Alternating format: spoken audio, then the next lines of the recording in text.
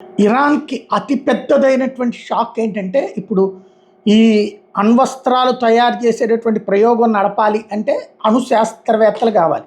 ఇదివరకు అణు శాస్త్రవేత్తలు లేరని అమెరికా, యూరప్ దేశాలు నమ్మిని చైనా, రష్యాల సహకారంతో కొంతమందిని ఎక్కడెక్కడి నుంచినో తెచ్చి మెయింటైన్ చేశారు, నడిచింది.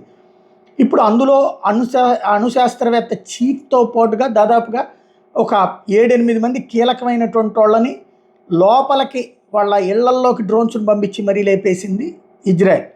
ఇప్పుడు తాజా పరిస్థితి ఏంటయ్యా అంటే, నిన్న మళ్ళీ ఇజ్రాయిల్ వరుసబెట్టి అటాక్ చేస్తుంటే ఇరాన్ రివర్స్ అటాక్ చేస్తోంది. కొన్ని బాలిస్టిక్ మిసైల్స్ ఇజ్రాయెల్ లోపల పడుతున్నాయి, హైఫా మీద పడ్డాయి, టెల్ అవీవ్ మీద పడ్డాయి.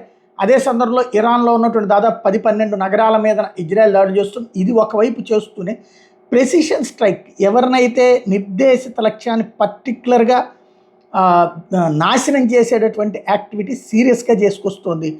అందులో భాగంగా ఇరాన్కి సంబంధించినటువంటి అణు విభాగంలో పనిచేసే శాస్త్రవేత్తలందరినీ టార్గెట్ చేసింది. అణు శాస్త్రవేత్తలు 14 మందిని తాజాగా వాళ్ళు కార్లల్లో వెళ్తూ ఉండగా 14 మంది న్యూక్లియర్ సైంటిస్టులకు సంబంధించినటువంటిది కార్లు టెహరాన్లో ఒక్కసారిగా పేలిపోయినాయి.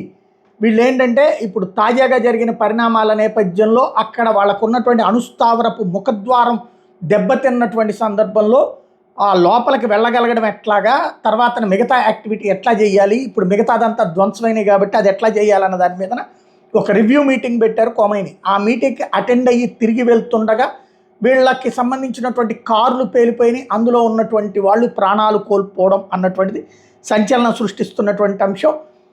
ఇజ్రాయెల్ అసలు ఇంత ప్లాన్డ్గా ఇంత పక్కాగా ఎలా చేస్తుందో అర్థం కాక తలపట్టుకోవడం ఇరాన్ వంతు అవుతుంది.